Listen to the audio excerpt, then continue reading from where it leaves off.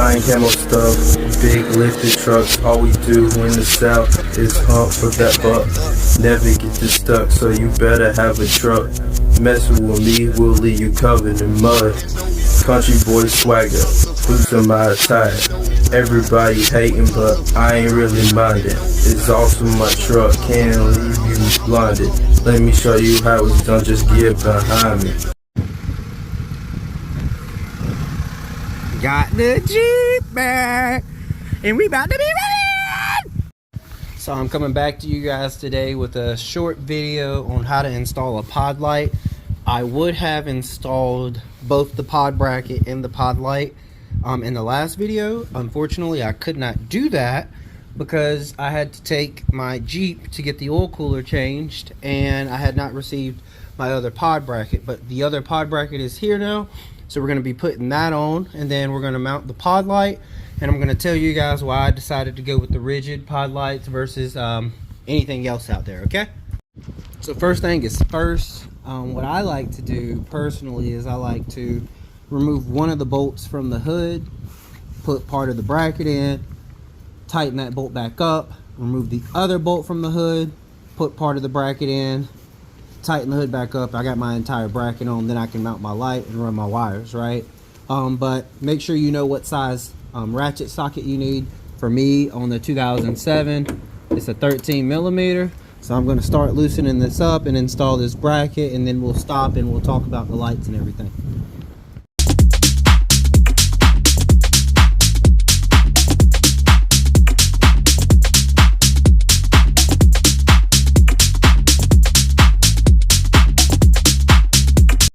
Okay, so now that we have the bracket on, I've inserted the pod with the bolt, and I'm going to put the lock nut and the washer on and run the wire through the bottom of the hood.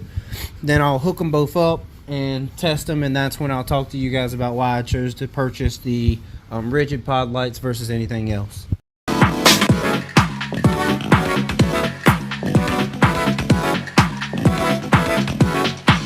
Alright, so we've got both the pod lights installed, and I've roughly ran power to both of them. As you can see, I don't even have it all the way connected.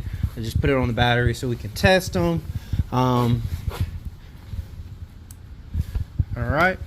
here we go. I got power to one. I don't have power to the other, and I'm glad that I ran it this way because I know that this works.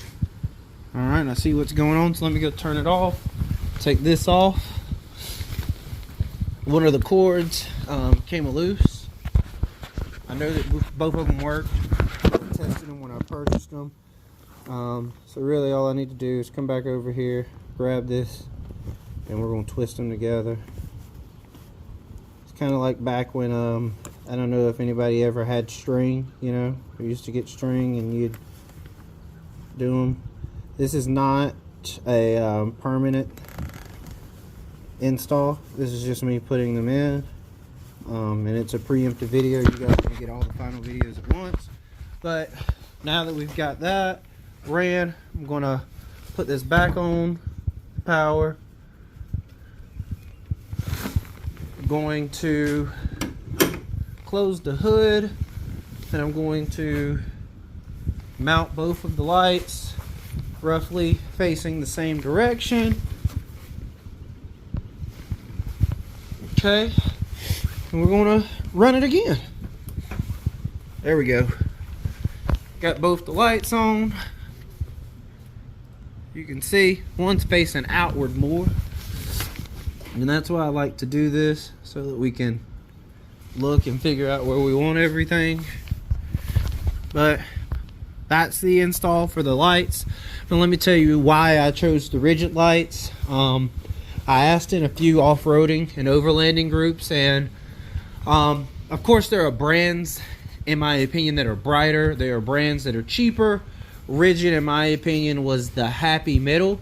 And as a lot of you know that know me personally, I am addicted to Facebook Marketplace.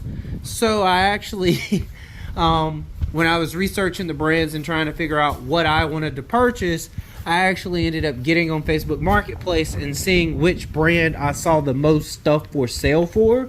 And the reason I decided to do it or purchase these is because I knew that if I had a light go out, or if I wanted to get more products and I didn't want to spend full price, I could easily find the same brand on Facebook Marketplace, and that was a good thing for me. Thank you guys for tuning in. Remember to like, comment, and subscribe. These are short videos. We are going to do a major video that details everything we did in phase 2 of the build for Dark Knight. Just had the oil cooler replaced. I did not do a video on that because I did not do it. It was a daunting task. If you know anything about CRD diesels, it's a 9-hour job, and quite frankly, I'd rather pay someone $1,000 than spend half a month or whatever trying to fix my Jeep and then not plug something up and have to take it back apart. So thank you guys for tuning in. We will be back again next week, and till then, have a good day.